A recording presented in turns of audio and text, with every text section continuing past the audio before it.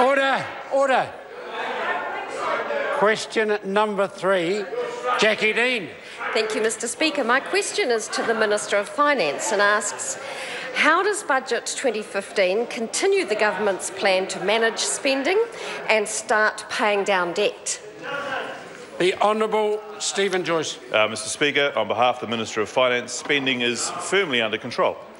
Core Crown expenses have fallen from 34.1% of GDP in 2008-9 and are expected to drop to 30% next year. We've stuck to a $1 billion allowance in Budget 2015, but we've been able to spend $1.5 billion per year on new initiatives because we've identified around $500 million of savings and reprioritisation each year.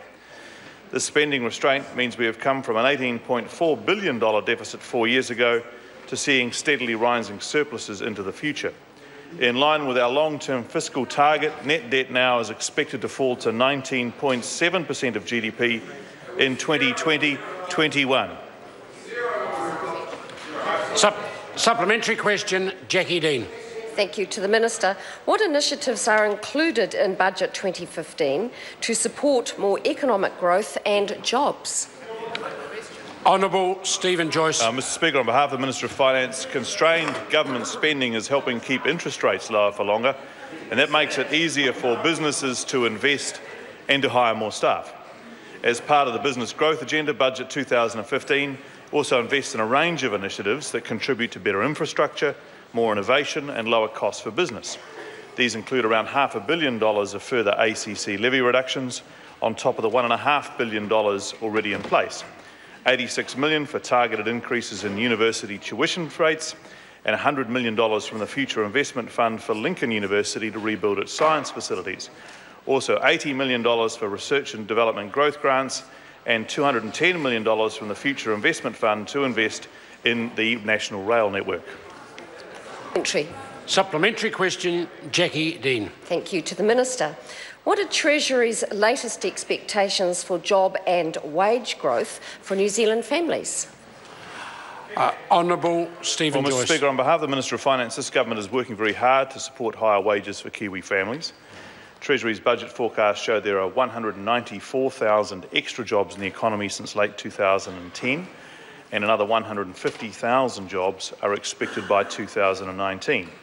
Unemployment is expected to fall below 5% in 2016. Average annual wages have increased by $5,700 in the last 4 years and are forecast to rise to around $63,000 a year in 4 years' time, and that's an increase of a further $7,000. So if you take the 8-year period as a whole, the average wage is expected to go up almost $13,000 or over 25% over that period, compared with inflation of less than 14% over the same time. So the Business Growth Agenda is supporting a growing economy that is working for New Zealanders. Supplementary. Supplementary question, Jacqui Dean. Thank you to the Minister. What other measures are being progressed to support further growth in the regions? Honourable Stephen Joyce. Mr Speaker, on behalf of the Minister of Finance, almost all initiatives announced in the budget will support the regions, from increased health and education spending, higher welfare payments for families and reductions in ACC levies.